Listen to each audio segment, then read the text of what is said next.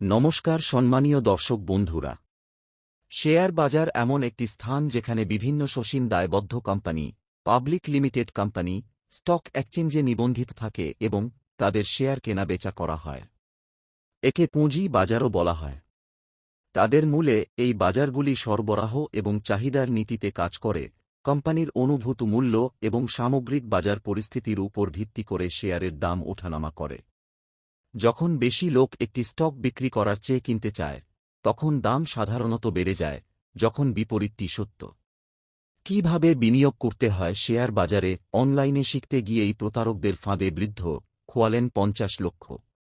আপনি যখন একটি শেয়ার বিনিয়োগের যোগ্য কিনা তা নির্ধারণ করতে চান, তখন কয়েকটি দিক বিবেচনা করতে হবে। কোম্পানির মৌলিক বিষয়গুলি: শেয়ার প্রতি আয়, মূল্য থেকে বুক অনুপাত, মূল্য থেকে উপার্জন অনুপাতের মতো পরিসংখ্যান সহ গত ৫ বছরে কোম্পানির কর্মক্ষমতা নিয়ে গবেষণা করুন, লভ্যাংশ, ইকুইটি উপর রিটার্ন ইত্যাদি। অনলাইনে প্রতারণা দিন দিন বেড়ে চলেছে। শুধু তাই নয়, প্রতারকরা সময়ে সময়ে কৌশলও বদলাচ্ছেন, যার জেরে অনেকে সতর্ক হয়েও সেই ফাঁদে পড়ছেন, ফলে লাখ লাখ টাকা খোয়াচ্ছেন। সাইবার অপরাধ নিয়ে বারবার সতর্ক করা হচ্ছে কেন্দ্র এবং রাজ্য সরকারগুলির তরফে। কিন্তু সাইবার অপরাধীরা প্রতি মুহূর্তে প্রতারণার কৌশল বদলানোয় প্রতারণার শিকার হচ্ছেন হাজার হাজার মানুষ। শেয়ার বাজার নিয়ে অনেকেরই আগ্রহ থাকে, কিন্তু কিভাবে শেয়ার বাজারে বিনিয়োগ করতে, কোন শেয়ার কেনা উচিত, কোনগুলি নয়, এরকম নানাবিধ তথ্য সম্পর্কে অনেকেরই সম্যক ধারণা থাকে না। শেয়ার সম্পর্কে জানতে গিয়ে অনলাইনে প্রতারণার শিকার হলেন হায়দ্রাবাদের এক বৃদ্ধ। পুলিশ সূত্রে খবর, শেয়ার বাজার সম্পর্কিত একটি হোয়াটসঅ্যাপ গ্রুপ, স্টক ডিসকাশন গ্রুপে যোগ দিয়েছিলেন হায়দ্রাবাদের ওই বৃদ্ধ। তাঁর অভিযোগ, গ্রুপের অ্যাডমিনিস্ট্রেটর ছিলেন কুণাল সিংহ নামে এক ব্যক্তি। সেখান থেকে নানা শেয়ারে বিনিয়োগ সম্পর্কে নানা তথ্য পাচ্ছিলেন ওই বৃদ্ধা। তাঁর অভিযোগ, প্রথমে স্বল্প বিনিয়োগের পরামর্শ দেওয়া হয়, তার সঙ্গে ভালো রিটার্ন পাওয়া যাবে বলেও বোঝানো হয়। বৃদ্ধের দাবি, স্বল্প বিনিয়োগ করে লাভও হয়েছিল তাঁর।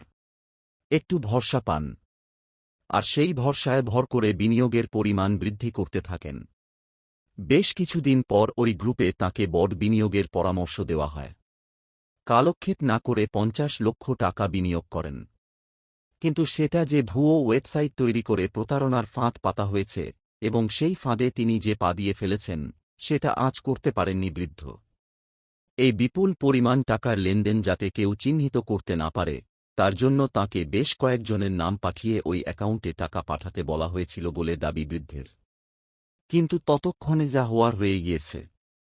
সেই টাকা পাঠিয়ে যখন লভ্যাংশের আশায় অপেক্ষা করছিলেন বৃদ্ধ, কোনো রকম সাড়াশব্দ না পেয়েই সন্দেহ হয় তাঁর।